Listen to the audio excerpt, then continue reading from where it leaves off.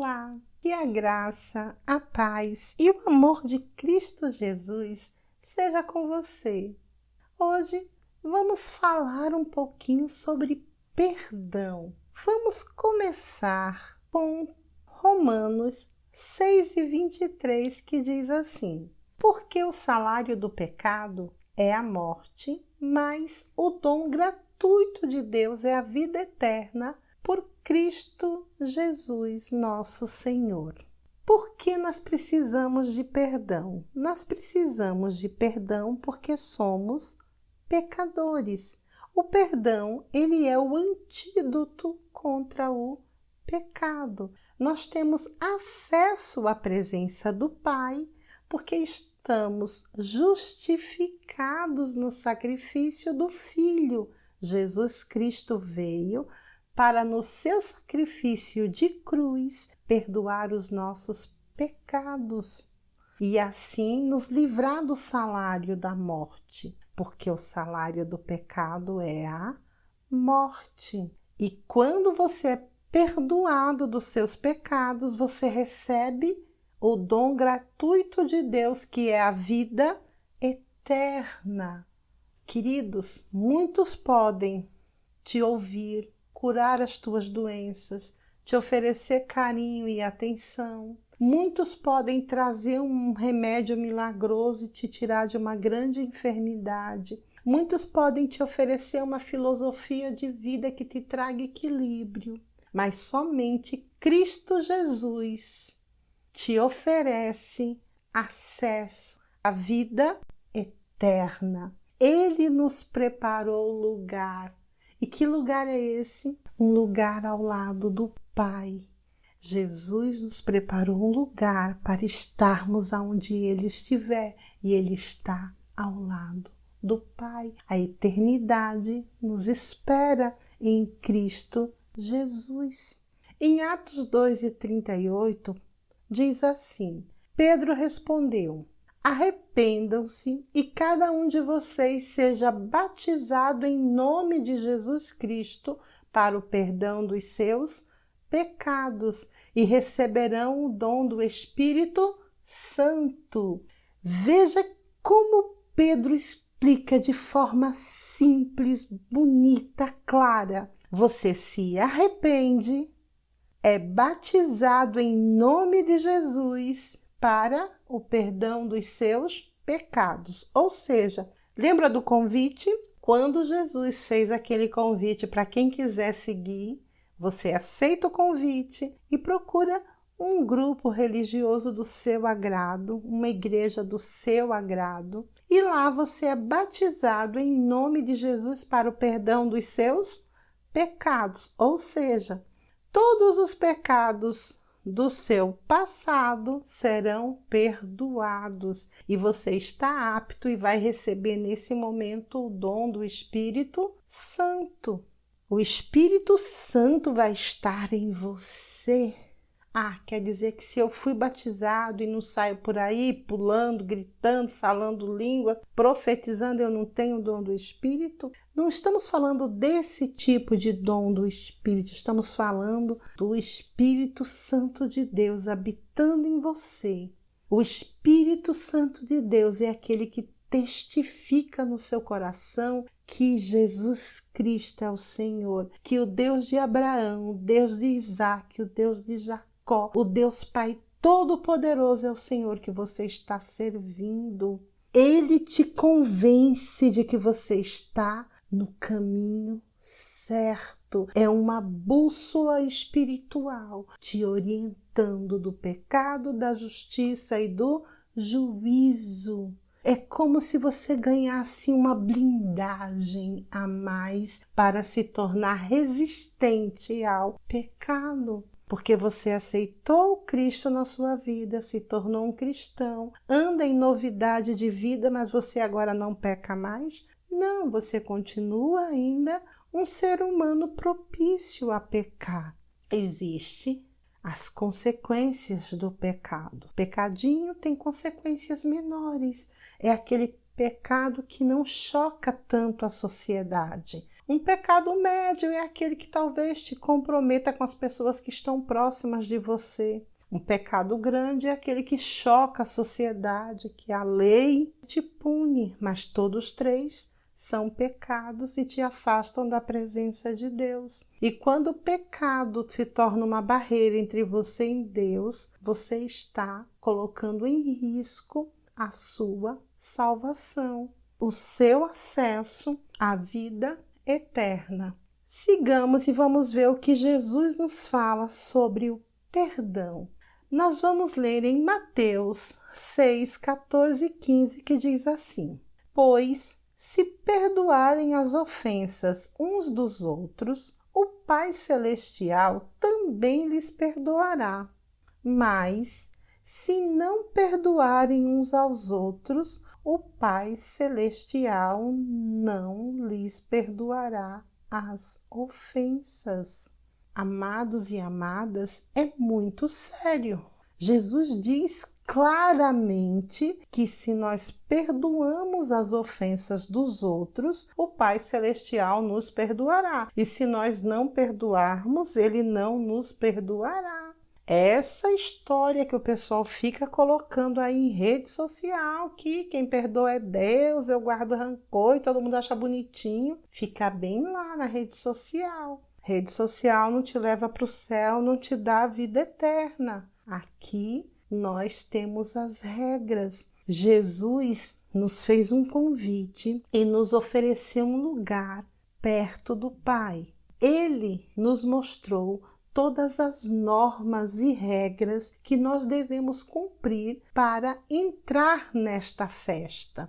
Vai começar numa festa, um grande banquete celestial para nos receber.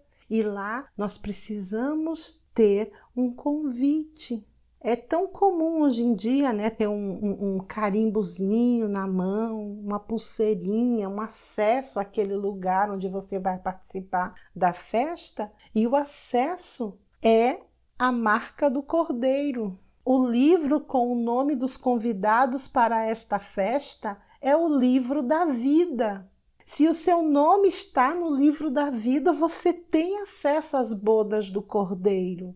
E as regras para irem para lá é de Cristo. Eu não entendo porque fica essa confusão, esse debate. Ai, que a igreja é contra grupo tal, grupo qual. A igreja não tem que ser contra ninguém.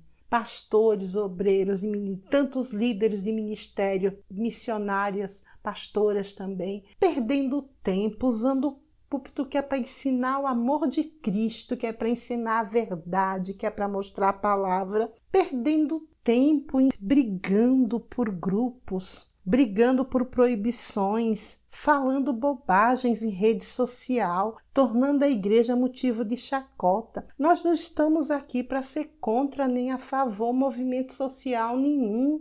A sociedade tem suas regras. As pessoas brigam por seu espaço dentro da sociedade. A salvação é uma decisão individual. Quem aceita uma religião é você. A religião é uma decisão pessoal sua. Não é para toda a sociedade participar da mesma religião. A nossa sociedade no Brasil, nosso estado é laico. Há uma liberdade religiosa, ou seja, cada pessoa processa o credo que quiser, mas um grupo determinado de evangélicos, por falta de sabedoria, de conhecimento, de abrir o coração para o amor de Cristo, pararam de pregar o amor de Jesus, pararam de falar do céu. Os crentes querem tudo de Deus, menos ir para o céu. E as pessoas pararam de pregar o amor de Cristo para ficar falando bobagem. As decisões sexuais das pessoas, sociais, religiosas, é um problema pessoal delas. Agora, quando a pessoa decide, lembra do convite? Quem quiser, Jesus disse, olha, quem quiser me seguir, Negue-se a si mesmo. Por quê? Porque quando você decide seguir a Cristo, quando Ele fez o convite e você aceita, existem as regras, normas e requisitos que você precisa ter para entrar no céu que Ele preparou para aqueles que decidiram segui-los. É uma decisão pessoal. A igreja não tem que mudar para acolher todo mundo, porque a igreja não é do mundo. A igreja é um local separado para aqueles que decidiram caminhar deste jeito. E aí fica aquelas brigas, que eu devo fazer assim, que fulano é perseguido porque a igreja persegue determinado grupo. A igreja não tem que perseguir ninguém, queridos. A igreja tem que falar do amor de Cristo, falar do reino dos céus. Se a pessoa não quer seguir, problema da pessoa, é uma decisão, é um direito que tem que ser respeitado. O máximo que você pode fazer pela pessoa que não aceita o convite é orar para que Deus alcance no seu amor. Não é ficar discutindo em rede social, falando mal dos outros. Não foi isso que Cristo ensinou. Lucas 6:37 diz assim: não julguem e vocês não serão julgados. Não condenem e não serão condenados. Perdoem e serão perdoados. Sou eu que estou dizendo isso? Não, quem está dizendo isso é Jesus no Evangelho de Lucas 6:37. Não julgue para não ser julgado, não condene para não ser condenado e perdoe para ser perdoado, porque o perdão é condicional. Eu sou perdoado à medida que eu perdoo. Marcos 11:25-26 diz assim: e quando estiveres orando, ou seja, Jesus está falando para quem agora? Para quem decidiu segui-lo. Quando você decidiu segui-lo, lembra que Pedro disse, já se arrependeu, já foi batizado em nome de Jesus. Os seus pecados do passado foram perdoados. Olha que Jesus está falando agora para um grupo que já está com Ele. E quando estiverem orando e tiverem alguma coisa contra alguém, ou seja, alguém te ofendeu, você se estranhou, aconteceu alguma coisa que você e o irmão não estão bem, Jesus diz: perdoem-no, para que também o Pai Celestial lhes perdoe os seus pecados. Mas se vocês não perdoarem, também o seu Pai que está nos céus não perdoará os seus pecados. É a mesma medida. Se você perdoa, você será perdoado. Quando você se apresentar diante de Deus para orar, tenha o cuidado de estar em comunhão com seu irmão. Porque quais são os 2 mandamentos que Jesus nos deixou? Amar a Deus de todo o teu coração, todo o teu entendimento, de todo o teu pensamento. E amar o irmão, ou seja, o próximo que está perto de você, como você ama a si mesmo. Não dá para ter comunhão com Deus se o meu amor com o meu irmão está prejudicado, se dentro de mim está crescendo rancor, a ira, e através desses sentimentos outros pecados começam a agir, porque o inimigo está ao nosso derredor, procurando o quê? Uma brecha para nos derrubar. Nós estamos em batalha espiritual? Sim, estamos. E quando você dá uma brecha e o pecado começa a tomar de novo o controle da tua vida, te afastando da presença do Senhor, porque Deus é fogo consumidor e Ele não contempla pecado. Você consegue entrar na presença de Deus e apresentar pessoalmente suas orações diante dEle através do sacrifício de Cristo Jesus. Ele te justificou. Você foi perdoado pelas chagas de Cristo, pelo seu sacrifício na cruz. Ai, coisa linda, né, irmão? O coração da gente chega a se alegra em saber que aquele sacrifício foi por mim, foi por você, para que nós tivéssemos acesso à vida eterna. Mas nós temos que dar um exemplo aqui, porque se você se apresenta a Deus em oração com o coração carregado de ira, o pecado volta, o Espírito Santo de Deus se afasta da tua vida e aí você começa a virar aquele crente que abre a boca e começa a falar e a repetir tudo como papagaio, lembra que eu já falei? Fica repetindo a palavra de Deus, mas dentro do seu coração, sentimentos ruins nascem. Lembra que a gente já falou semana passada, quando nós mostramos toda aquela coisa ruim que acontece nas igrejas, os assassinatos, a cobiça, o egoísmo, todos aqueles sentimentos ruins nascem no coração quando você não está se apresentando a Deus com o coração livre da mágoa. Quando você perdoa, você libera o seu coração. O perdão que você libera é para você.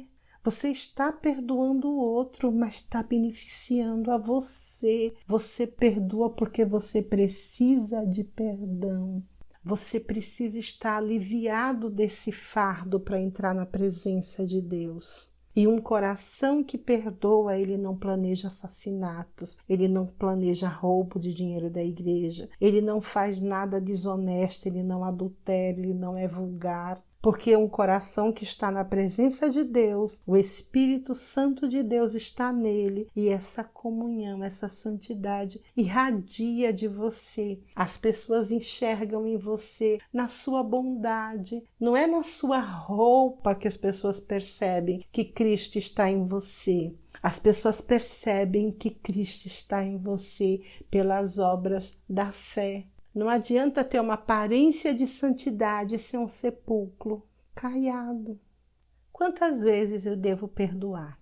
Jesus diz assim, em Mateus 18, 21 e 22. Então Pedro se aproximou de Jesus e perguntou, Senhor, quantas vezes eu deverei perdoar o meu irmão quando ele pecar contra mim? Pedro está sendo muito específico. Quando a ofensa for para mim, veja que é uma coisa muito pessoal, alguém te ofendeu. Quantas vezes eu devo perdoar uma ofensa?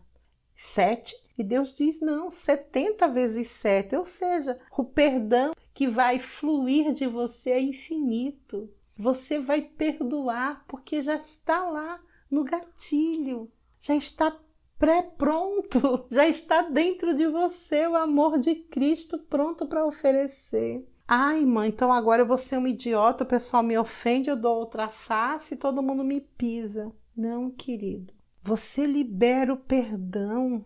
Não quer dizer que você não está vendo, às vezes, que a outra pessoa tem um caráter duvidoso. Não quer dizer que você não enxergue quando alguém não está agindo com sinceridade, que alguém está agindo com corrupção, que alguém tem uma índole ruim. Não é isso. Para essas pessoas, lembra que o apóstolo Paulo já disse que a gente se afaste dessas pessoas. Essas pessoas ruins, obreiros ruins, membros de igreja ruim, aqueles que são cruéis, que são mentirosos, que são enganadores, a gente mantém distância. Nós estamos falando aqui de ofensa pessoal e de perdão. Você libera o perdão, mas pessoas nocivas, pessoas que agem mal, o irmão lhe roubou. Você confiou porque era da mesma igreja, fizeram um negócio e ele foi desonesto com você. Você vai perdoar esse irmão no seu coração? Vai, porque você não vai guardar essa mágoa. Mas ele precisa ser julgado no cumprimento da lei? Sim, ele transgrediu a lei. Se foi um roubo, ele tem que ser levado à justiça para pagar pelo seu erro. Sim, precisa sim. E o apóstolo Paulo ainda diz que dessas pessoas a gente tem que se afastar.